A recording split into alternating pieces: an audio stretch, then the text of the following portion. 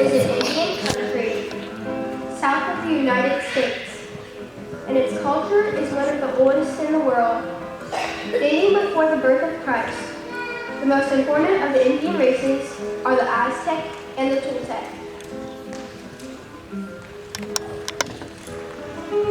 These pagans worshipped ugly gods.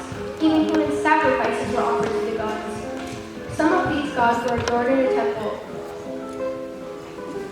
The Indian tribe wore very colorful costumes, especially during their dances on certain feast days, honoring the gods.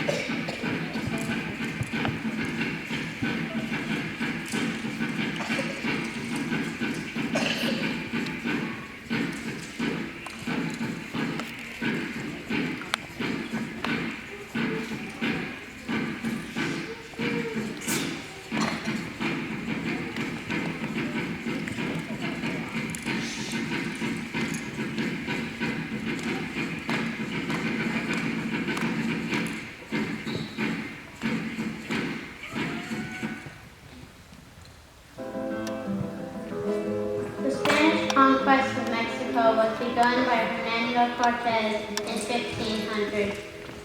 Many Aztec and Toltec buildings and temples were destroyed. The Spanish adventurers mistreated the Indians in order to steal their gold and get rich quickly. The Spanish rulers and the soldiers were a bad example for the Indians.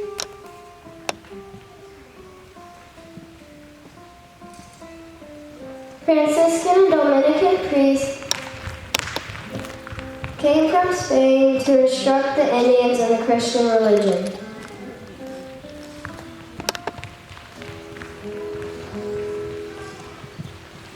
Their missionary work was very difficult because of the pagan religion of the natives and because of the brutality of the rulers and soldiers. The Indians despised these invaders, but they began to trust the missionaries who taught them not only religion, but also a new way of life for their families. Many churches and schools were built.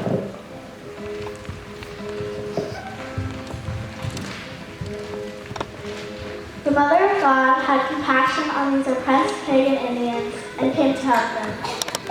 Juan Diego, a 57-year-old Aztec Indian convert, lived in a village a few miles north of the present city of Mexico City. His wife died 2 years before, and he did not have any children of his own. Juan was living with his uncle, also a convert. On Saturday, December 9th, 1531, Juan was on his way to Holy Mass in honor of Our Lady, which was to be followed by instructions in the Christian faith. The early converts had the custom of going to Mass on Saturdays in honor of the Virgin Mary at the Church of St. James. It was very early in the morning. Juan heard the song of birds.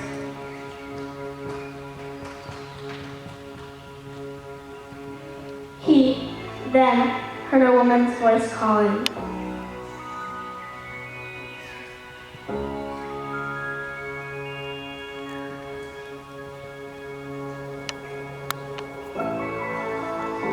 Juanito, Juan Dieguito.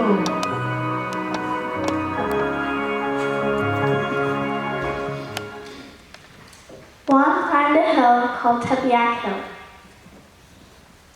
There among the rocks, he saw the woman. Although the sun had not yet risen, she was bathed in golden beams of light. She was very young and had a beautiful face. Her clothes were colorful, and the stones around her appeared like jewels. The beautiful woman asked, Juan, where are you going? Juan replied, My lady, I am hearing the Holy Mass.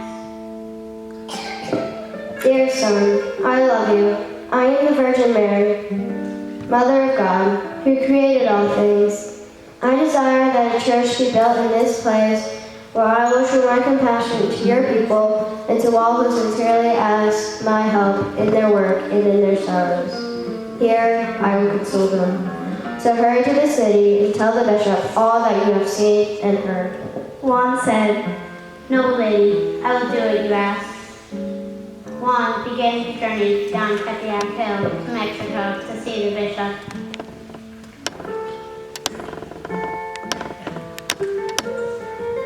The bishop was moved by the sincerity of his convert, but was doubtful that the Queen of Heaven would want a church in a desert area where no people lived. He told Juan that he would think it over. The bishop told him to go home and they would talk about it another time.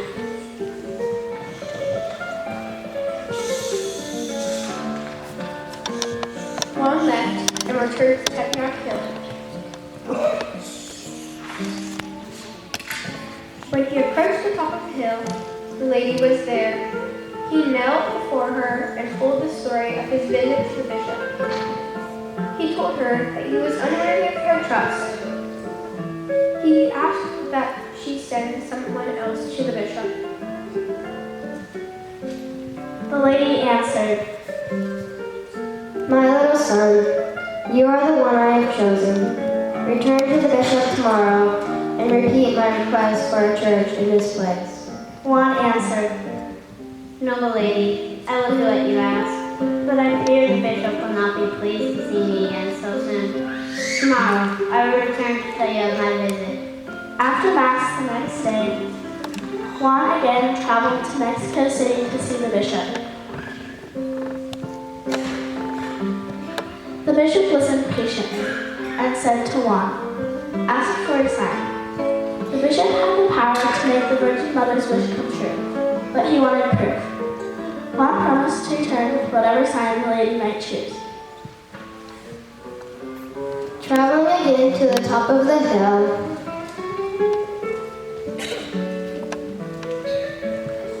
Juan knelt at the feet of the Holy Virgin and told her of the bishop's request for a sign. She told Juan to return at daybreak the next day, and she would give him a sign he could take to the bishop. On his way home, Juan was sure now that the Virgin Mary had chosen him to be her messenger, and he would obey her in everything she wanted him to do. When he arrived home,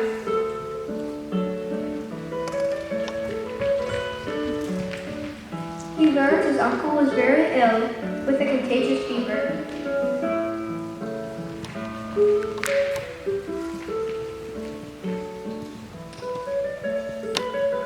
He stayed with his uncle all night and the next day, and was unable to meet with the Virgin Mary at daybreak. His uncle, thinking he was dying, asked Juan to bring a priest to administer the last sacraments.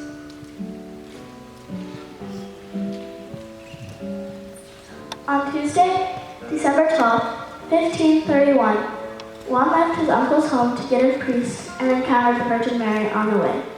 The lady replied, My dear little son, you are under my protection. I have cured your uncle.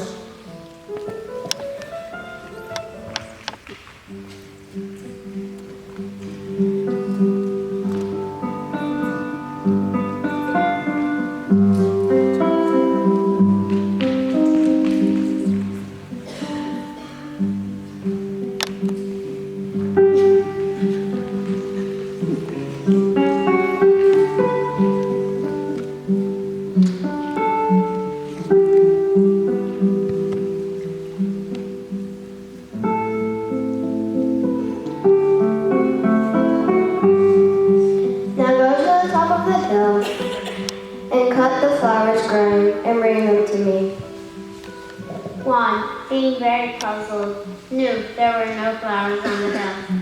It was winter, and the hills and rocks were covered with frost, and the bushes were bare. When he reached the top of the hill, Juan found beautiful roses growing among the rocks. He filled the apron of the stomach and returned to the Virgin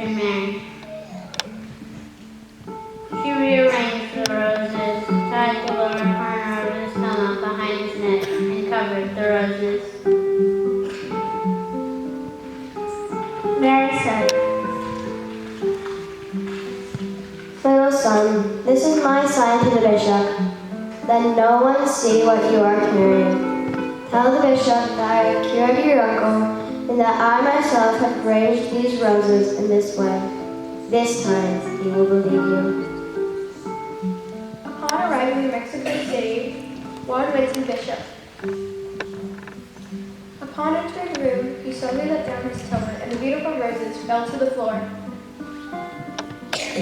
Juan smiled, realizing its eyes were riveted to his cloak. He looked down at his tilma, and printed in all her beauty on the front of his tilma was a life-size image of the Virgin Mary, exactly as she had appeared to Juan on tapping. The bishop and others in the room, having fallen to their knees, were convinced that the Mother of God had spoke to Juan and had asked that a church be built in her honor.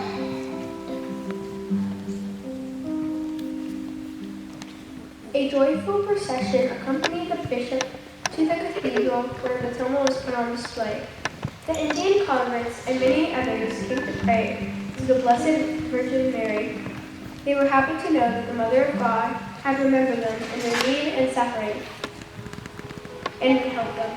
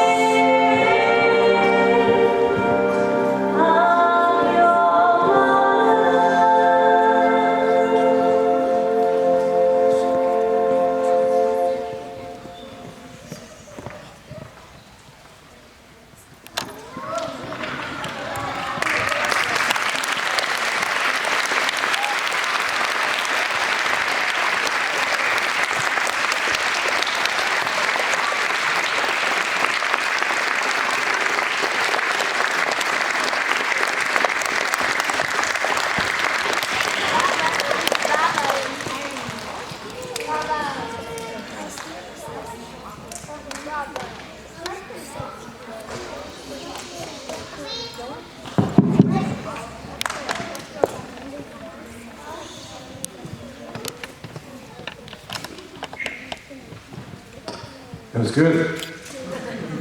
That was really, whoa. Thank you. Could you congratulate the 4th grade class again? It was a wonderful job.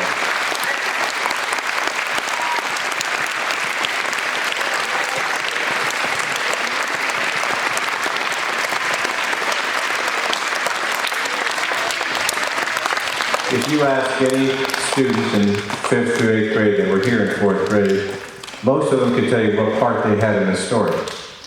They can tell you if they were a missionary, a peasant, sick uncle, Juan, Mary. They can tell you what the part was. And that's because we've done it for a long time in this school. It's a tradition for us now. And it's good on this December 12th to honor the Blessed Mother. It's a good thing. It's a good thing to do. You'll notice that the story is a little bit different this year. There are a few things different for those that have done this before. We want to thank my son Noah for that. He made a lot of changes, and they were good.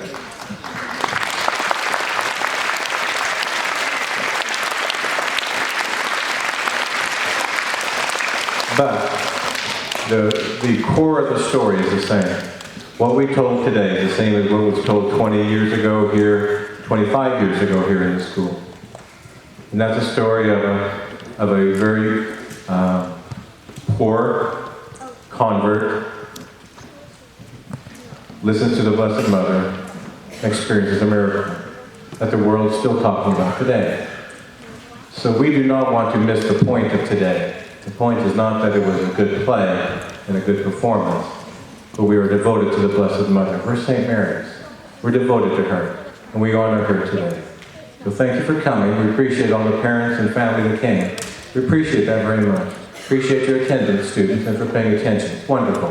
We're going to ask the students to stay in costume, and we may want to take some pictures. That always follows. And we're going to ask the students to go ahead and return back to class. But thank you so much. God bless you.